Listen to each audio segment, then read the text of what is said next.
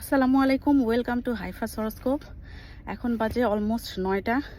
আমার জামাই সকাল 8টার দিকে বাসায় আসছে, আমি তখনও ঘুমে। তো ও আসছে দেখে আমি তাকাইছি, পরে আমাকে বলে কি তাড়াতাড়ি রেডি হও, 8:30টার মধ্যে আমরা বের হবো। কোথায় যাইতেছি কিচ্ছু জানি না, আমি জিজ্ঞেসও করি নাই, 2বার জিজ্ঞেস করছি, বলে কি এখন টাইম নাই, হইতেছে বের হও তাড়াতাড়ি। মানে যুদ্ধ করে বের হয়েছি। হাইফা তো ঘুমায় ছিল, ওকে ঘুম থেকে লিটারালি তুলে তাড়াতাড়ি করে শেষ করে ও বের হলাম। দেখি কোথায় নিয়ে যায় আল্লাহ জানে। দিনটা এত সুন্দর ছিল, মানে ঘুরে বেড়ানোর জন্য একদম পারফেক্ট, বিকজ চারদিকে রোদ একদম ঝলমল করতেছে। তো আমার জামাই ফার্স্টে আমাকে বলছিল কি যে আমরা নাকি গার্নফে যাচ্ছি। তো গার্নফ আমাদের বাসার কাছে, স্পিনাকার টাওয়ার। তো আমার মনটা একটু খারাপ হয়েছিল যে এই গার্নফে যাওয়ার জন্য আমাকে সকাল সকাল ঘুম থেকে টেনে তুললো।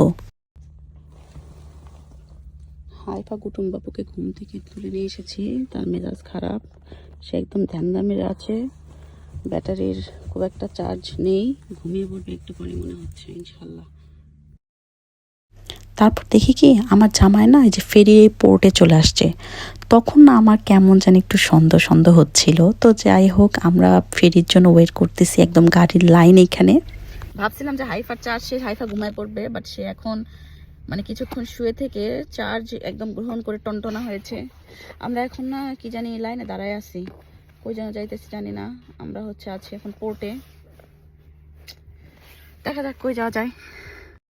প্রায় 1 ঘন্টার মতো ওয়েট করার পর আমরা ফেরিতে উঠে পড়লাম।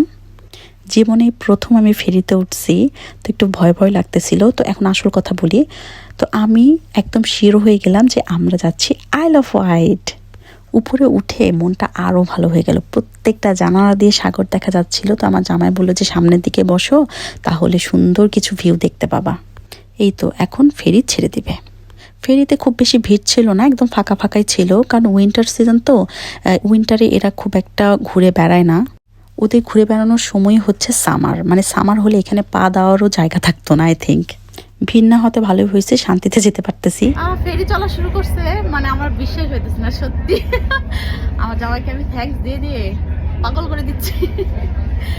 মানে ইউকেতে আসার পর আমার মানে এত স্বপ্ন ছিল আইল অফ হোয়াইট যাওয়ার, বাট আমাদের কেন জানি সময় বা সুযোগ হয়ে উঠতেছিল না। তো ফাইনালি আমরা যাচ্ছি। মানে আইল অফ হোয়াইট হচ্ছে একটা দ্বীপ, পোর্টসমাউথ থেকে ফেরিতে মেবি 45 মিনিট লাগে। আর এটা হচ্ছে ইউকের সব থেকে মানে দর্শনীয় কিছু স্থানের মধ্যে একটা। তো ওখানে গিয়ে ভিডিও করব। তো হোপফুলি আজকে রোদ থাকবে সারাদিন। আর খুব ভালো লাগতেছে, যদিও অনেক ঠান্ডা, বাট খুবই ভালো লাগতেছে। অনেক সকাল সকাল উঠছি, তো এই কারণে আমার জামাই কফি নিয়ে আসলো। তো আমি বললাম যে আল্লাহর ওয়াস্তে 7-8টা চিনি মিক্সড করেন, না হলে তো আমি খেতে পারবো না। বেশি করে চিনি না হলে আমি কফি খেতেই পাই না। আমার জামাইয়ের আবার অভ্যাস আছে, ও ব্ল্যাক কফি চিনি ছাড়া খায়। আসলে ওর খেতে খেতে অভ্যাস হয়ে গেছে, আমার তো আর অভ্যাস নাই। তো এই কারণে আমি যখনই কফি খাই বেশি করে চিনি দিয়ে নিই। তুমি যদি ফর্ক ইউজ করবে আবার হাত ইউজ করতে হাইফা খুব ব্রিটিশ ওয়ার্ড ট্রাই করছে, বাট শি ফেইলড। তো এত তাড়াহুড়া করে আমরা বের হয়েছি, কিচ্ছু খাওয়া হয় নাই। তো আমার তো ক্ষুধা লেগে গেছে। তো আমার জামাই আবার ফেরি থেকে একটা চিজ স্যান্ডউইচ কিনছিল, হালাল কিছু ছিল না, তো একটু মজা ছিল না, তারপর বাধ্য হয়ে খাইছি। এই যে হাইফা খুব চেষ্টা করেছিল যে ফর্ক দিয়ে নুডলস খাওয়ার, ব্রিটিশ ওয়ার্ড ট্রাই করেছিল। এখন সে বাংলাদেশি বাচ্চায় ফিরে এসেছে, সে কাঁদতে কাঁদতে মাটিতে শুয়ে পড়া বসে পড়েছে। তার বাবা গিয়েছে ওয়াশরুমে, সেও তার বাবার সাথে যাবে। তো আমি জোর করে তাকে আটকে রেখেছি বলে সে মাটিতে বসে পড়েছে। আমরা অলমোস্ট চলে আসছি, এখন গাড়িতে যে বসবো। হাইফা হ্যাঁ হ্যাঁ হ্যাঁ, কি সুন্দর আইল অফ হোয়াইট, আল্লাহ কি যে ভালো লাগতেছে, মাশাআল্লাহ মাশাআল্লাহ। জোস জোস, আল্লাহ স্নোফল হয়েছে এখানে, ওই যে সাদা সাদা হয়ে আছে। এই যে সাগর দেখা যায়, এই যে আমরা একটা বিচে আসছি, আল্লাহ কি সুন্দর। তাড়াহুড়ার কারণে বাসা থেকে সেজেও আসতে পারি না, জাস্ট একটু ব্লাশন দিয়ে বের হয়ে গেছি, তাই আমি একটু লিপস্টিক দিচ্ছিলাম।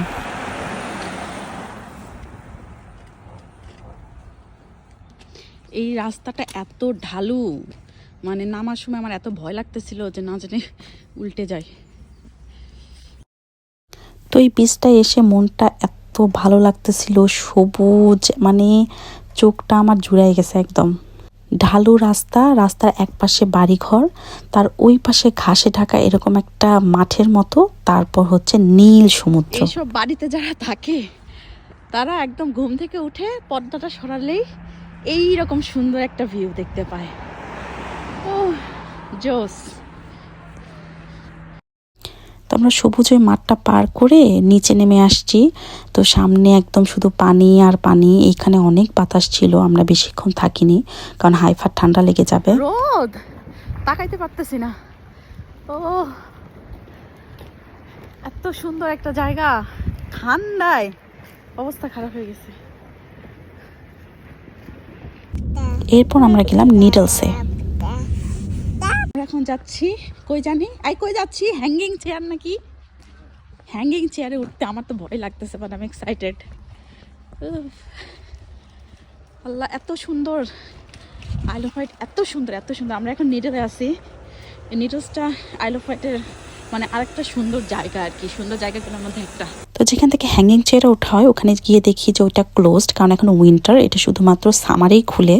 বাট আমরা আশেপাশে একটু ঘুরে ঘুরে দেখতেছিলাম, এত সুন্দর, মানে চোখ ধাঁধানো সুন্দর বলে যে একটা কথা আছে না, সেইটা একদম।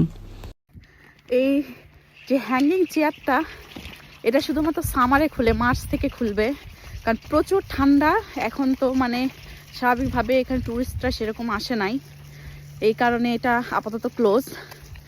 তো আমি জানতাম না, আমি মনে করছি কি ওই যে হ্যাঙ্গিং যে ওই যে আল্লাহ কুকুর। তো যাই হোক, যেটা বলছিলাম, তো আমার জামাই বললো যে চেয়ারে উঠে বসবা, তোমাকে পুরাটা উপর থেকে সবকিছু দেখাবে। আমি বলি আল্লাহ, এটা যে চলতো আমি তো মরে গেলে উঠতাম না, সিরিয়াস জানি, এটা তো আমি মরেই যেতাম। সত্যি কথা, আমার হাইট ফোবিয়া আছে মারাত্মক লেভেলের, আমি শিওর হার্ট ফেল করতাম। ভালো হয়েছে বন্ধ। তখন গোধূলি, মানে গোধূলির আলোতে পাহাড়গুলা কেমন যেন একটা আইস্থেটিক একটা ভাইব দিচ্ছিল। মাশাল্লাহ, এত সুন্দর ভিউ, মানে নিজের চোখে না দেখলে বিশ্বাস করা যাবে না। সত্যি ভিডিওতে তো কিছুই বোঝা যাচ্ছে না, অতটা সুন্দর লাগছে না, আর সামনে থেকে এর থেকে 10 গুণ সুন্দর ছিল জায়গাটা। পরন্ত বিকেলের আলোতে এক পাশটা একদম সোনালি হয়ে আছে আর এক পাশটা একদম সবুজ, মানে মনে হচ্ছিল কি সুইজারল্যান্ডে আসছি। এরপর আমরা একটা সুভনিরের দোকানে ঢুকলাম। তো এইখানে সব কিছু গ্লাসের তৈরি, মানে যেদিকে তাকাচ্ছি শুধু কাচের জিনিস, ফ্লাওয়ার ভাস থেকে শুরু করে চাবির রিং, তারপর হচ্ছে যে সুন্দর সুন্দর শোপিস, সব কিছু এভরিথিং গ্লাসমেড। কালারগুলো এত আই সুদিং লাগতেছিল। দোকানটাও বেশ বড় ছিল। তো আমরা কিছুক্ষণ ঘুরে টুরে দেখে চলে আসতেছিলাম।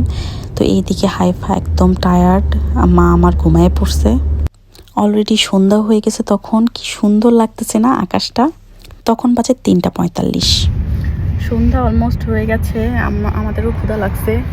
এখন আমরা যাচ্ছি হচ্ছে ডোমিনোসে, ওখানে পিৎজা খেয়ে দিয়ে আমরা হচ্ছে ইয়েতে চলে যাব, ফেরিতে উঠে পড়বো। পিৎজা, আমাদের ফেরির টাইম হয়ে গেছে, তাই আর আমরা রেস্টুরেন্টে বসি নাই, নিয়ে আসছি। এখন এখানে ওয়েট করতে করতে গাড়ির মধ্যে খাবো।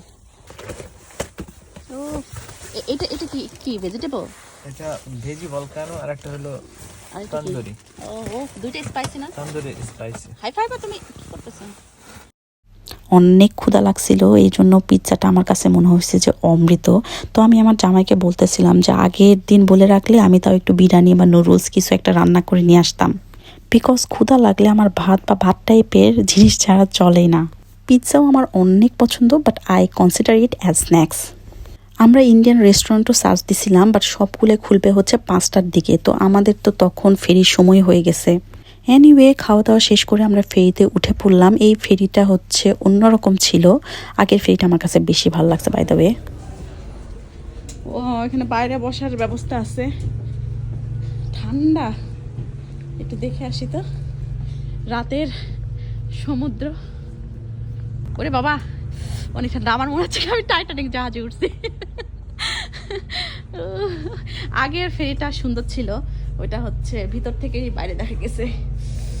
ও চারিদিকে অন্ধকার, আকাশে অনেক তারা, আল্লাহ অনেক ঠান্ডা। উফ, আমরা এখন চলে যাচ্ছি। Tata, I love white.